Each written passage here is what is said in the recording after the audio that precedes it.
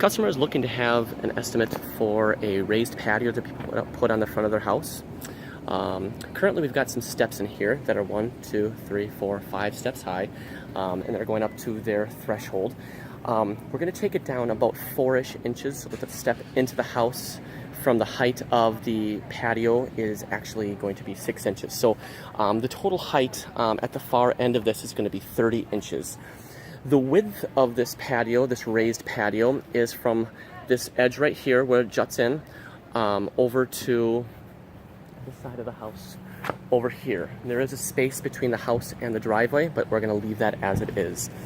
The risers are going to be, the riser walls for this raised patio is going to be made out of Fond du Lac, ashlar Fond du Lac, and then the material for the patio is going to be either cocoa sandstone, or it's going to be premium bluestone. When I say premium this time, I'm just talking about just the blue premium bluestone, not full range blue. And he is also interested in having it done as planks. So premium blue planks for bluestone, and I'm not sure if cocoa comes in that or not. If it doesn't, then we just buy a bunch of 1x2s or whatever and make it into planks with cocoa. So the steps, because we're lowering this, we should be able to get it down to 4 risers, but that 4th riser is actually going to go from that 3rd step up onto the patio itself, and he wants them as solid slabs. So these are 6 feet wide currently. So I'm curious if we can get 6-foot wide slabs. I know that we can in bluestone. I just don't know if we can in the cocoa sandstone. Also, I need to know if we can get them in 7.5 inch, because that's the thickness that we need to make this all work.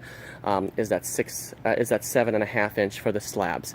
If not, then we need to figure out what to do. So we do have 2 catch basins. There's going to be one over here, and there's going to be one on the other side as well. This one is not installed yet, but it will be by the time we start. We're going to have a catch basin come, and it's going to go off to the side this way, and the other one's going to drain into their little planter that's going to be between the wall and the driveway. There's about 1.5 to 2 feet space between the driveway and this wall over here. We've got good access. What else? Like I said, it's 30 inches tall. Pergola. He wants to have a pergola put in at some point.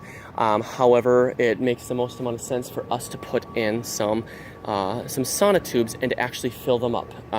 So we talked about it a little bit, and what we're going to do is we're going to put in 6 sonotubes, and we're going to sink them to the appropriate depth, and we have to make these a little bit bigger. I think these need to be 12 inches for pergola posts if they're going to do it to code. What was I going to say? We're going to fill it up, but we're actually going to end it about 4 inches below the height of the patio. So that way we can cover it up with a little bit of crushed rock and actually lay the patio flat over the whole thing. And those pergola posts will actually, the pergola foundations will actually be hidden. So that way, if they choose not to put it in, it's no skin off their teeth. We don't have to come in and try and break something out. But if they do put it in, all they have to do is move a few pieces of stone, and they can flush mount it to the area. So, yeah, I think that's it.